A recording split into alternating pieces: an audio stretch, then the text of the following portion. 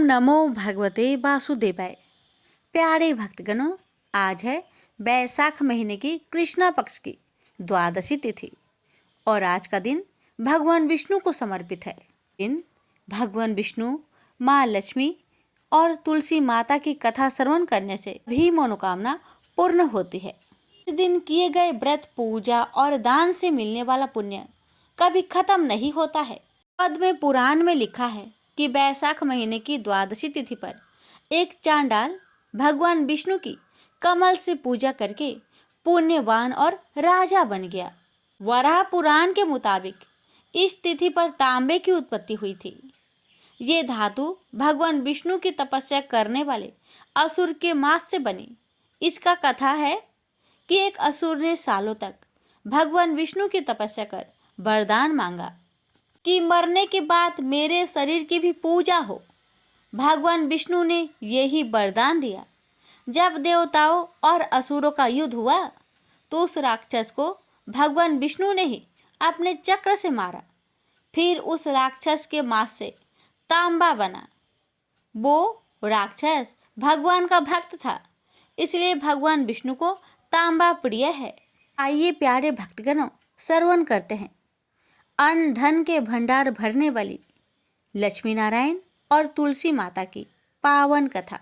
इस कथा को श्रद्धा पूर्वक द्वादशी के दिन श्रवण करने से आपका कल्याण अवश्य होगा, सभी कष्टों से मुक्ति मिलेगी।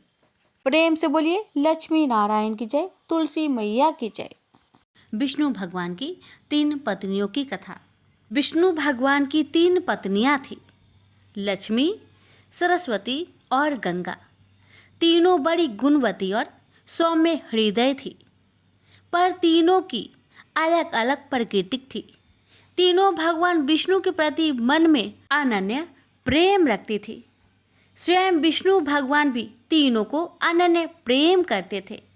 भगवान विष्णु ने अपनी तीनों पत्नियों को समान अधिकार प्रदान कर रखा था।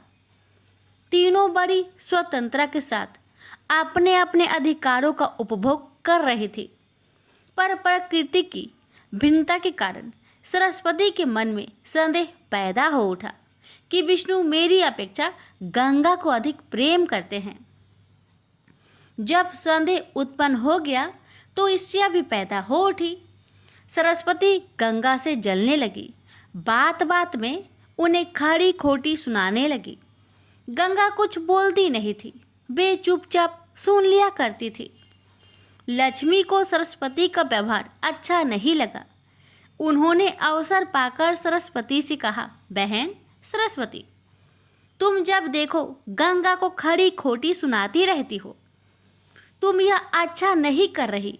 मेरी बात मानो, गंगा को जली कटी सुनानी बंद कर दो। लक्ष्मी की नेक सलाह सरस्वती को अच्छी नहीं लगी। उनके हृदय में तो ईर्ष्या की आग जल रही थी। उन्होंने सोचा कि लक्ष्मी गंगा का पक्ष ले रही है, अतः उनके हृदय की आग और भी अधिक भड़क उठी। वे क्रोध भरे स्वरों में बोली, लक्ष्मी, तुम गंगा का पक्ष लेकर मेरा अपमान कर रही हो। मैं इसे सहन नहीं कर सकती। मैं तुम्हें श्राप देती हूँ, तुम नदी बनकर धरती पर प्रवाहित हो। लक्ष्मी बड़ी शांत प्रकृति की थी। वे सरस्वती के श्राप को सुनकर भी शीतल बनी रही। उन्होंने न तो श्राप की प्रतिवाद किया और न उनके प्रति मुख से कठोर शब्द ही निकाले। ऐसा लगा जैसे उनके लिए कुछ हुआ ही ना हो। पर गंगा को सरस्वती का श्राप अच्छा नहीं लगा। वे सरस्वती के श्राप सुनकर उत्तेजित हो उठी और क्रोध भरे स्वर में बोली, सरस्वती, तुमने लक्ष्मी को श्राप देकर बड़ा अनुचित कार्य किया है। वे तो तुम्हारे श्राप को सुनकर चुप रही, पर मैं चुप नहीं रह सकती। मैं तुम्हें भी श्राप देती हूँ, तू भी नदी बन जाओ और धरती पर जाकर प्रवाहित हो। यह सुनकर सरस्वती के मन की आग और भी अधिक भड़क उठी। वे क्रोध भरे स्वर में बोली, मैं तो नदी बन जाऊंगी, पर तुम भी कैसे बैकुंठ में रह सकती हो। मैं भी तुम्हें श्राप दे रही हूँ, तुम भी नदी बन जाओ और धरती पर जाकर प्रवाहित हो। इस प्रकार भगवान विष्णु की तीनों पत्नियां कलह और ईर्ष्या के कारण एक दूसरे को श्राप देकर दुख का शिकार बन गई। यह सुनकर भगवान विष्णु को बड़ा दुख हुआ। उन्होंने अपनी पत्नियों से कहा, तुम तीनों ने ईर्ष्या के कारण एक दूसरे को श्राप देकर अच्छा नहीं किया। तुम तीनों ने स्वयं अपने लिए दुख को निमंत्रित किया है, अपने ही हाथों से अपने घर को जलाया है। विष्णु की भर्त्सना से तीनों पत्नियां बड़ी दुखी हुई। वे बड़े दुख प्रकट करते हुए विष्णु से क्षमा याचना करने लगे। विष्णु ने कहा, तुम तीनों ने एक दूसरे को श्राप दिया है। श्राप के अनुसार तुम तीनों को नदी बनना ही पड़ेगा, नदी बनकर धरती पर जाना ही पड़ेगा। यह सुनकर लक्ष्मी का मन दुख से भर गया। उन्हें विष्णु का वियोग एक क्षण को भी सहा नहीं जा रहा था। वे अपने प्राणों को आंसुओं के रूप में बहाती हुई बोली, प्रभु मुझ पर दया कीजिए, मैं एक क्षण भी आपके बिना नहीं रह सकती। कोई ऐसा उपाय बतलाइए जिससे मुझे आपसे अलग ना होना पड़े, धरती पर ना जाना पड़े। विष्णु ने कहा, लक्ष्मी तुम्हें धरती पर जाना ही पड़ेगा, किंतु तुम्हारे हृदय में कपट और ईर्ष्या का भाव नहीं है, अतः तुम मुझे बहुत प्रिय हो, तुम्हें मुझसे अलग नहीं होना पड़ेगा। तुम अर्ध शक्ति से मेरे पास रहो और अर्ध शक्ति के रूप में पद्मावती नदी के रूप में धरती पर जाकर बहो। धरती पर शंखचूड़ नामक एक राक्षस उत्पन्न होगा, वह मेरा ही अंश होगा। तुम तुलसी के रूप में उसकी पत्नी बनोगी। तुम तुलसी के रूप में सदा विष्णु प्रिया बनी रहेगी और जन जन से आदर पाओगी। गंगा को भी भगवान विष्णु से अलग होने का बड़ा दुख था, अतः उन्होंने भी अश्रु नयन निवेदन किया, प्रभु ऐसा कोई उपाय बतलाइए जिससे मैं आपसे अलग ना हो। भगवान विष्णु ने कहा, गंगे श्राप बस तुम्हें भी धरती पर जाना ही पड़ेगा। राजा भगीरथ अपने पूर्वजों के उद्धार के लिए तप कर रहे हैं। तुम्हें धरती पर गंगा के रूप में प्रवाहित होना पड़ेगा और भगीरथ के पूर्वजों का उद्धार करना होगा। तुम भगीरथ के पूर्वजों का उद्धार करके समुद्र में मिल जाओ। समुद्र मेरा ही रूप है, अतः तुम सदा मुझ में ही रहोगी। तुम स्वर्ग से उतरने पर शिव की जटाओं में रहोगी। शिव और मुझ में कोई अंतर नहीं है, इस रूप में भी तुम सदा मुझ में ही रहोगी। सरस्वती चुपचाप विष्णु की बातें सुन रही थी। अंत में भगवान विष्णु ने सरस्वती की ओर देखा और कहा, सरस्वती तुम अपने अर्ध गुणों से नदी बनकर बहोगी और अर्ध गुणों से ब्रह्मा की पत्नी बनोगी। श्राप का फल तुम्हें भी भोगना ही पड़ेगा। सरस्वती बोली, भगवान आप तो भेद विभेद रहित है, फिर आप लक्ष्मी और मुझ में भेद क्यों कर रहे हैं? आपने लक्ष्मी को तो अपने पास ही रहने की अनुमति प्रदान की, पर मुझे आप सदा के लिए अलग कर रहे हैं। विष्णु बोले, सरस्वती किसी को भी न तो मैं अलग करता हूँ और न अपने पास रखता हूँ। मेरी किसी में न तो आसक्ति है और न किसी से भी विरक्ति है। सबको अपने अपने गुणों और कर्मों के अनुसार ही मेरा सहचर्य प्राप्त होता है। लक्ष्मी निष्कपट हृदय की है, वे ना तो किसी से ईर्ष्या करती है न किसी से बैर रखती है, वे सबसे प्रेम करती है। यही कारण है वे सदा मेरे साथ रहेगी। पर तुम ईर्ष्या और क्रोध के वशीभूत रहती हो, यही कारण है तुम्हें मुझसे अलग होना पड़ा है। विष्णु के कथन को सुनकर सरस्वती मौन हो गई। उन्हें ऐसा लगा जैसे विष्णु के कथन का प्रत्येक अक्षर उनके सामने मूर्तिमान बनकर खड़ा हो गया हो। सरस्वती का हृदय पश्चाताप की वेदना से जलने लगा, पर अब क्या हो सकता था? अब तो तीर उनके हाथों से छूट चुका था। जो मनुष्य क्रोध और ईर्ष्या के वशीभूत होकर अपने हाथों से ही अपने घरों में आग लगा लेते हैं, उन्हें सरस्वती की भांति ही पश्चाताप की वेदना में जलना पड़ता है। प्रेम से बोलिए, विष्णु भगवान की जय।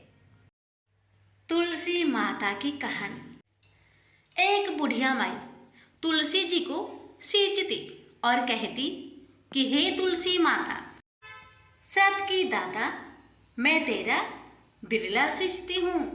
मुझे बाहु दे, पीताम्बर की धोती दे, मीठा मीठा घास दे, बैकुंठा में बास दे, चटक की चाल दे, पाटक की मौत दे, चंदन का काठ दे, रानी सा राज दे, दाल भात का भोजन दे, 11 की मौत दे, कृष्णा जी का कांधा दे। तब तुलसी माता यह सुनकर सूखने लगी तो भगवान ने पूछा कि हे तुलसी, तुम क्यों सूख रही हो?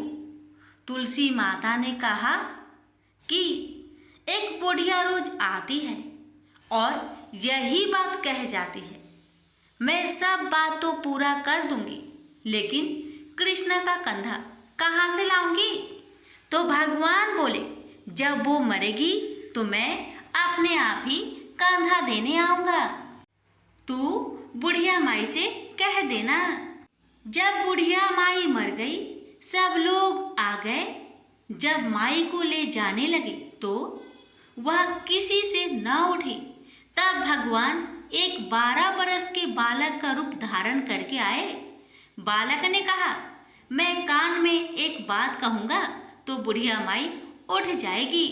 बालक ने कान में कहा, बुढ़िया माई मन की निकाल ले, पीताम्बर की धोती ले, मीठा मीठा ग्रास ले, बैकुंठा में बास ले, चटक की चाल ले, पाटक की मौत ले, कृष्ण जी का कांधा ले।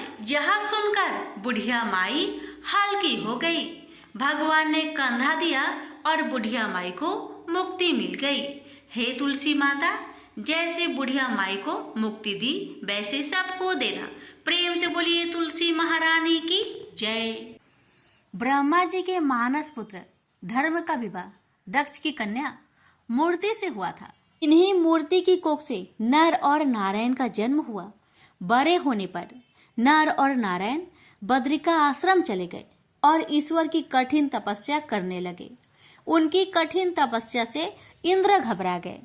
वे सोचने लगे, अगर ये नर और नारायण इस तरह कठिन तप करते रहे तो एक दिन इंद्रासन पाने का अधिकारी हो जाएंगे। मुझे इनकी तपस्या भंग करनी चाहिए।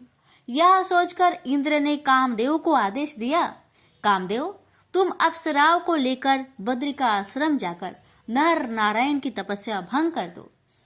इंद्र की आज्ञा पाकर कामदेव अप्सराओं को साथ लेकर बद्रिका आश्रम पहुंचा और नर नारायण की तपस्या भंग करने की कोशिश करने लगा। लेकिन नर और नारायण पर कामदेव की माया का कोई प्रभाव नहीं पड़ा। निराश होकर कामदेव अप्सराओं सहित वापस इंद्र के वहां पहुंचा और बोला, देवराज, मैं अपनी कोशिश में असफल रहा। वो दोनों ऋषि भगवान भजन में इतने तल्लीन हैं कि उन पर हमारी किसी कोशिश का भी रत्ती भर भी असर नहीं हुआ। इंद्र बोले, कोई बात नहीं, मैं किसी अन्य तरीके से उन्हें साधना से विचलित करने की कोशिश करूंगा। इंद्र ने अनेक कोशिशें की, किंतु अपनी हर कोशिश में नाकामयाब रहा। पर इस बीच एक ऐसा संयोग बन गया कि इंद्र को अपनी मनचाही मुराद पूरी होते दिखाई देने लगी। एक दिन महर्षि च्यवन नकुलेश्वर तीर्थ में नर्मदा में स्नान करने पधारे। अभी उन्होंने जल पर पैर रखा ही था कि तभी एक सांप ने उनका पैर थाम लिया। महर्षि ने पैर छुड़ाने की बहुत कोशिश की, लेकिन पैर छोड़ने के बजाय सांप ने अपनी जकड़ में और तेज कर दी। वे दर्द से कराह उठे। आह, मेरा पूरा जिस्म सुन्न हो गया। अरे छोड़ दुष्ट, नहीं छोड़ता, जा, मैं तुझे श्राप देता हूँ कि इसी क्षण से तू विषहीन हो जाएगा। ऋषि के श्राप से सांप विषहीन हो गया। ऋषि भी बेहोश हो गए, लेकिन उसने ऋषि को नहीं छोड़ा। वह च्यवन को पाताल लोक ले गया। पाताल में पहुंचकर जब ऋषि को होश आया, उन्होंने चौंक कर चारों तरफ देखा। कुछ देर का ही समय बीता था कि कई दैत्य ऋषि के सम्मुख पहुंचे और उन्हें सादर प्रणाम कर दैत्यराज प्रहलाद के पास ले गए। दैत्यराज ने च्यवन ने ऋषि की बहुत आव भगत की और ऊंचे सिंहासन पर बैठाकर उनका आशीर्वाद लेते हुए कहा, मुनिवर, मेरा अहो भाग्य की आपने दैत्य की इस नगरी में पधारकर हमें कृतार्थ किया। मेरे योग्य कोई सेवा हो तो बताइए।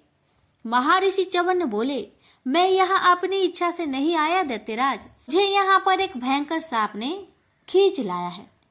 प्रहलाद बोला, किसी भी बहाने से सही आप पाताल लोक पधारे तो सही, यही हमारे लिए बहुत गर्व की बात है। अब मैं आपको जल्दी वापस पृथ्वी पर न जाने दूंगा। प्रहलाद ने महर्षि की इतना सेवा शुश्रूषा की कि च्यवन ने खुश हो गए।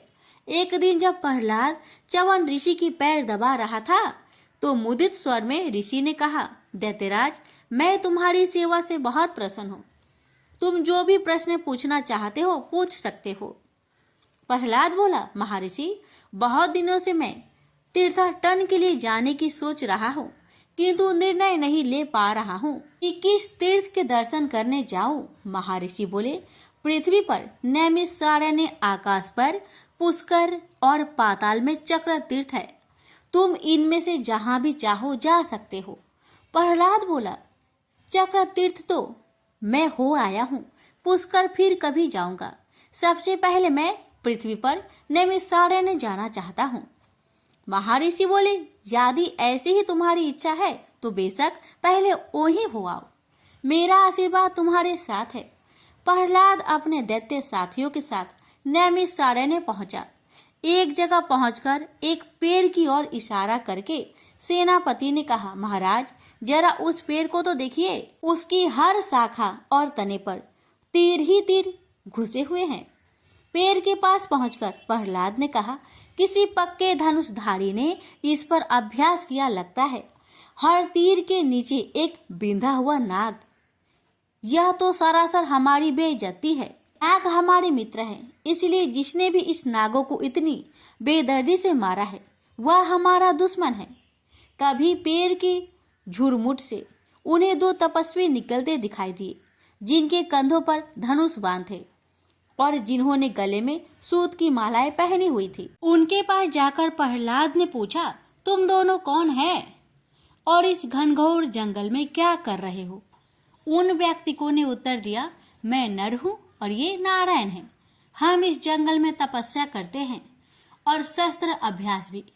प्रहलाद बोला, उस पेड़ पर जो बाने से बिधे हुए नाग है, क्या उन पर भी तुम दोनों ने ही अभ्यास किया है? नारायण बोले, हाँ, परंतु तुम कौन हो और यह प्रश्न किस लिए कर रहे हो? प्रहलाद ने उत्तर दिया, मैं दैत्यराज प्रहलाद हूँ। नागों की हत्या करके तुम दोनों में बड़ा ही अपराध किया है। तुम दोनों को इसका दंड भुगतना पड़ेगा। प्रहलाद की बात सुनकर दोनों तपस्वियों के चेहरे तन गए। वे बोले, कौन देगा हमें दंड? हमें दंड देने वाला भी विश्व में पैदा नहीं हुआ है। अपना रास्ता नापो दैत्याधापति। नर नारायण की बातें सुनकर दैत्यराज प्रहलाद गुस्से से बोला, तुम दोनों तपस्वियों की इतनी मजाल कि दैत्यराज के सम्मान को ठेस पहुंचाओ। ठहरो, मैं तुम्हें अभी दंड देता हूँ। यह कहकर दैत्यराज प्रहलाद ने अपने धनुष पर तीर चढ़ाकर नर की ओर चला दिया, लेकिन नारायण ने उसके तीर को इतनी तेजी के साथ रास्ते में ही काट फेंका कि प्रहलाद भौंकचक्का रह गया। फिर तो दैत्यराज प्रहलाद और नर नारायण के बीच घनघोर युद्ध छिड़ गया। दैत्य सेनापति के संकेत पर एक बड़ी सेना ने नर नारायण को चारों ओर से घेर लिया। नर नारायण अपने तीरों से दैत्यों पर इतनी विकट बाण वर्षा की, दैत्य घबरा गए। दोनों ओर से अग्नि बाण छूटने लगे, पहाड़ टूट टूट कर गिरने लगे, नदियों का जल उछलने लगा, धरती रह रहकर कांप उठी। तभी नर नारायण का एक बाण प्रहलाद को जा लगा और प्रहलाद संज्ञा शून्य हो गया। सेनापति उसे उठाकर युद्ध भूमि से बाहर ले गया और नर नारायण भी अपनी दिनचर्या में लग गए। होश आने पर प्रहलाद को अपनी स्थिति का पता लगा तो उसे बहुत दुख हुआ। उसने सोचा, इतना बड़ा धनुर्धारी होते हुए भी मैं उन दो तपस्वियों से कैसे मात खा गया। भगवान विष्णु के पास चलूं और उन्हीं से इस रहस्य का पता चलेगा। यह सोचकर प्रहलाद भगवान विष्णु के पास पहुंचा और बोला, देव, आपका परम भक्त और अस्त्र शस्त्र चालन में प्रवीण होते हुए भी उन दो तपस्वियों ने मुझे कैसे हरा दिया? मैं इस रहस्य को जानना चाहता हूँ। विष्णु बोले, प्रहलाद तुम तो सिर्फ मेरे भक्त ही हो, किंतु वे दोनों तो मेरे ही स्वरूप है। फिर तुम उन दोनों से कैसे जीत सकते थे? प्रहलाद ने विनय पूर्वक कहा, मुझे क्षमा कर दे प्रभु, मुझे इस बात का पता नहीं था कि वे दोनों आप ही के स्वरूप है। परंतु देव, मैंने युद्ध में उन्हें पराजित करने की प्रतिज्ञा की हुई है, अब उस प्रतिज्ञा का क्या होगा? विष्णु बोले, तुम उन्हें एक दूसरे ढंग से भी पराजित कर सकते हो प्रहलाद। वह कैसे देव? प्रहलाद ने प्रश्न किया। विष्णु बोले, उनकी पूजा आराधना करके उन्हें प्रसन्न करो। अगर वे प्रसन्न हो गए तो समझ लो तुम्हारी विजय हो गई। भगवान विष्णु की बात सुनकर प्रहलाद पुनः नैमिषारण्य में पहुंचा और पूरी भक्ति भाव से नर नारायण की आराधना करने लगा। उसकी कठिन साधना से प्रसन्न होकर नर नारायण ने उसे दर्शन दिए। फिर बोले, हम तुम्हारी आराधना से प्रसन्न हुए दैत्यराज, लेकिन तुमने तो हमें पराजित करने की प्रतिज्ञा की थी। अब हमारी आराधना किस लिए कर रहे हो? प्रहलाद बोला, पहले मुझे आपके वास्तविक स्वरूप का पता नहीं था देव, लेकिन जब भगवान विष्णु ने मुझे बताया कि आप दोनों उन्हीं के प्रति स्वरूप है तो मेरी आंखें खुल गई। मुझे क्षमा कर दीजिए। नर नारायण बोले, हमने तुम्हें क्षमा कर दिया और अब पराजित पुरुष के रूप में हम तुम्हें आशीर्वाद देते हैं कि तुम अक्षय, अविनाशी और अजर अमर रहोगे। इस पृथ्वी पर जब तक एक भी विष्णु भक्त मौजूद रहेगा, उसके भक्त के रूप में तुम्हें हमेशा याद करता रहेगा। प्रहलाद को आशीर्वाद देकर नर नारायण अदृश्य हो गए और प्रहलाद वापस पाताल पहुंचा और दूसरे ही दिन हिरण्याक्ष के पुत्र अंधक को दैत्य का राजपाट सौंपकर वन गमन कर गया। अपना शेष जीवन अपने हरि भजन में व्यतीत किया और हरि कृपा से अंत में बैकुंठ धाम को गया। नर नारायण की वास्तविक स्वरूप का ज्ञान होते ही इंद्र को अपनी भूल का आभास हो गया और उन्होंने फिर नर नारायण की तपस्या में कोई विघ्न डालने की कुचेष्टा नहीं की। प्रेम से बोलिए विष्णु भगवान की जय। एक कसाई भगवान शालिग्राम के भक्त था। उसका नाम सधना था। सधना बहुत ही ईमानदार व भोला था। वह हमेशा भगवान का नाम लेता रहता था और उनकी कीर्तन करता रहता था। यहाँ तक कि वो जब मांस काटता या बेचता तब भी भगवान के नाम का गुणगान करता रहता था। ऐसे ही एक दिन कसाई सधना भगवान का नाम लेते हुए अपनी मस्ती में कहीं जा रहा था। तभी अचानक से उसे अपने पैरों में पत्थर का स्पर्श महसूस हुआ। जब उसने नीचे देखा तो वह एक काला पत्थर था। सधना कसाई ने वह पत्थर को यह सोच उठा लिया कि वह उसे अपने दुकान ले जाकर उससे मांस का वजन करेगा। अगले दिन से कसाई उस पत्थर से मांस तोलने लगा। जो भी आता वह उसी पत्थर से मांस तोल कर देता था। यह कोई मामूली पत्थर नहीं था। इसकी एक खास यह बात थी कि वह जितना भी वजन करना चाहता है वह काला पत्थर भी उतने ही वजन का हो जाता है। समय के साथ साथ उस काले पत्थर की लोकप्रियता धीरे धीरे पूरे गांव में फैलने लगी। जब भी सधना को मांस तोलना होता है वह पत्थर उतने ही वजन का हो जाता है।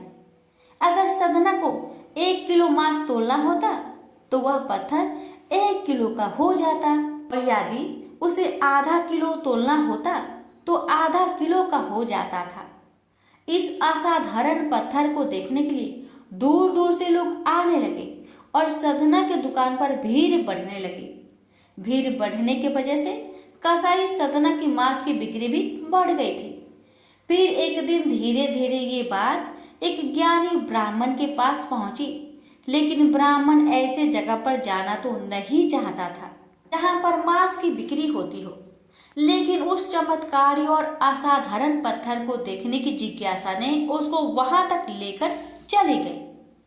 वहां पर पहुंचकर ब्राह्मण दूर से ही सधना कसाई को उस पत्थर से मांस तोलते हुए देख रहा था और उसने देखा कि किस प्रकार से वह पत्थर आवश्यकता के अनुसार अपना वजन परिवर्तन कर लेता था।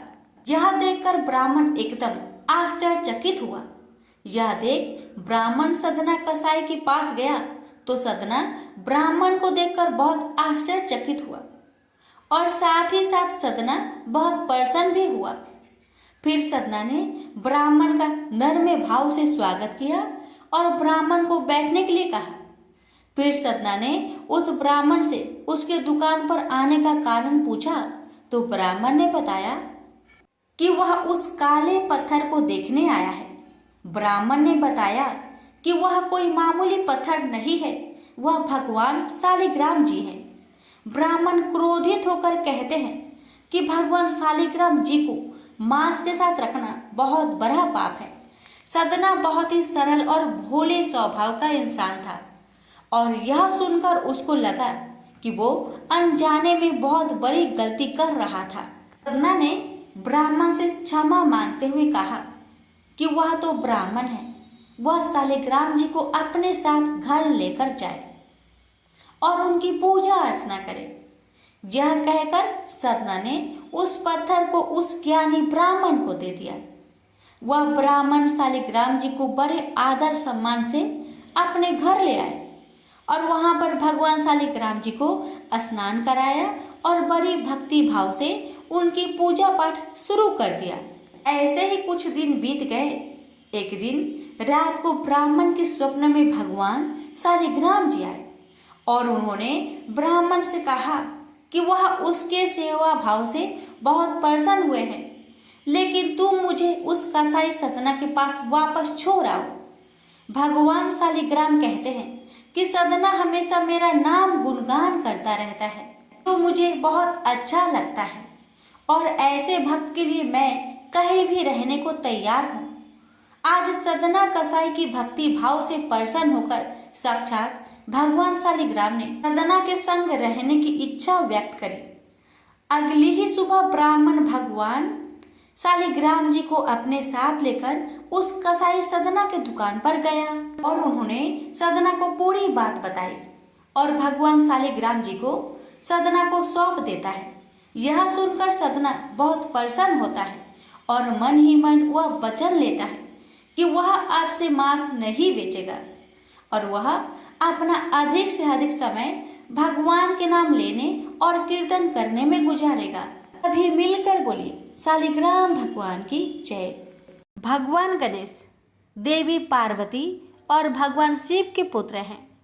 एक बार की बात है जब भगवान शिव और देवी पार्वती अपने शयन कक्ष में विश्राम कर रहे थे, उस समय देवी पार्वती ने गणेश जी को आदेश दिया कि वह उनके कक्ष के बाहर पहरा दे और किसी को भी अंदर न आने दे। माँ की आज्ञा गणेश जी के लिए आदेश थी। उन्होंने वैसा ही किया और कक्ष के बाहर पहरा देने लगे। उसी समय अचानक परशुराम वहां आ पहुंचे। परशुराम भगवान शिव से मिलने के लिए बहुत उत्साहित थे। दरअसल उस समय पृथ्वी पर राजा कार्तिवीर्य का अत्याचार बहुत बढ़ गया था और परशुराम ने इसी कारण उसे मार दिया था। यह खबर भगवान शिव को देने के लिए ही वह कैलाश भगवान शिव के निवास स्थान पहुंचे थे। भगवान शिव के कक्ष की ओर परशुराम को तेजी से बढ़ता देख गणेश जी उनके रास्ते में आ गए और उन्हें रुकने को कहा, लेकिन परशुराम भगवान शिव से मिलने के लिए बहुत उत्सुक थे, इसलिए उन्होंने कहा कि मुझे भगवान शिव से मिलना ही है। परशुराम की इस बात को सुनकर गणेश जी बोले, मैं आपको अंदर जाने नहीं दे सकता। माँ ने किसी को भी अंदर न आने का आदेश दिया है। गणेश जी की यह बात सुनकर परशुराम गुस्से से लाल हो गए। उन्होंने कहा, तुम मुझे भगवान शिव से मिलने से नहीं रोक सकते। तुम नहीं जानते मैं कौन हूँ। इस पर गणेश जी ने कहा, आप कोई भी हो, उससे मुझे कोई फर्क नहीं पड़ता। मेरे लिए माँ का आदेश सबसे जरूरी है। मैं आपको किसी भी सूरत में अंदर नहीं जाने दे सकता। गणेश जी की इन बातों से परशुराम का गुस्सा 7वें आसमान पर पहुंच गया। वह बोले, अगर तुम मुझे अंदर नहीं जाने दोगे तो मैं तुम्हें हटाकर जबरन अंदर जाऊंगा। इतना कहकर परशुराम आगे बढ़ते हैं, लेकिन गणेश जी परशुराम को अंदर जाने से रोकने के लिए धक्का दे देते हैं और परशुराम दूर जाकर गिरते हैं। खुद का अपमान होता देख परशुराम जी गणेश जी को सबक सिखाने के लिए कई अस्त्र शस्त्र का इस्तेमाल करते हैं, लेकिन उनका गणेश जी पर कोई असर नहीं होता। अंत में परशुराम जी शिव जी द्वारा दिया गया परशु गणेश जी को मारने के लिए प्रयोग करते हैं। वह परशु भगवान शिव का था, इसलिए गणेश जी उसे पहचान जाते हैं और उसका सम्मान करते हुए उसका बार अपने एक दांत पर ले लेते हैं। परशु की चोट के कारण गणेश जी के दांत टूटकर जमीन पर गिर जाता है और गणेश जी दर्द से कहराने लगते हैं। गणेश जी की दर्द भारी आवाज सुनकर माता पार्वती और पिता भगवान शिव अपने कक्ष के बाहर आ जाते हैं और गणेश जी की यह हालत देखकर परशुराम पर क्रोधित हो जाते हैं। भगवान शिव और माता पार्वती को गुस्से में देख परशुराम को अपनी भूल का एहसास होता है और वह अपने किए पर क्षमा मांगते हैं। परशुराम की क्षमा पर माता पार्वती कहती है कि एक ऋषि होते हुए भी आपका क्रोध पर नियंत्रण नहीं है। क्षमा मांगने से क्या, अब मेरे पुत्र गणेश का दांत वापस आ जाएगा। परशुराम कहते हैं कि जो भी हुआ वह मेरी बड़ी भूल थी, लेकिन इस घटना के कारण अब गणेश का आधा दांत व्यर्थ नहीं जाएगा। इस घटना के कारण ही अब से पूरी दुनिया में गणेश को एक दंत के नाम से जाना जाएगा। प्रेम से बोलिए गणेश भगवान की जय। गणेश जी की अन्य कथा। प्राचीन काल में हर जगह राक्षसों का आतंक फैला हुआ था। राक्षस देवताओं और ऋषि मुनियों को बहुत परेशान किया करते थे। ऐसा ही एक राक्षस था अनलासुर। अनलासुर ने हर जगह हाहाकार मचा रखा था। सभी देवतागण उससे बहुत डरते थे। जब अनलासुर के पाप बहुत बढ़ गए तब सभी देवतागण भगवान शिव के पास पहुँचे। शिव जी ने कहा कि अनलासुर का विनाश सिर्फ गणेश जी कर सकते हैं। शिव भगवान की यह बात सुनकर सभी देवतागण श्री गणेश जी के पास पहुँचे। गणेश जी के सामने सभी हाथ जोड़कर खड़े हो गए और बोले, हे प्रभु, हमें इस निर्दयी राक्षस से बचा लो। देवताओं की ऐसी दैन्य स्थिति को देखकर श्री गणेश उनकी मदद के लिए तैयार हो गए। इस घटना के बाद अनलासुर और श्री गणेश के बीच भयानक युद्ध होता है। क्रोध में आकर श्री गणेश अनलासुर को निगल जाते हैं। अनलासुर का अंत हो जाता है, लेकिन गणेश जी के पेट में बहुत जलन होने लगती है। इस जलन को ठीक करने के लिए सभी देवता और ऋषि मुनि उपचार खोजने में लग जाते हैं, लेकिन किसी भी उपचार से गणेश जी के पेट की जलन कम नहीं होती। तब कश्यप ऋषि ध्रुवा की 21 गांठ खाने के लिए गणेश जी को देते हैं। गणेश जी को ध्रुवा के सेवन से आराम मिलता है और उनके पेट की जलन शांत हो जाती है। इससे खुश होकर गणेश जी कहते हैं कि आज के बाद जो कोई भी मुझे ध्रुवा चढ़ाएगा, मैं उसकी सारी मनोकामनाएं पूरी करूंगा। प्रेम से बोलिए गणेश भगवान की जय।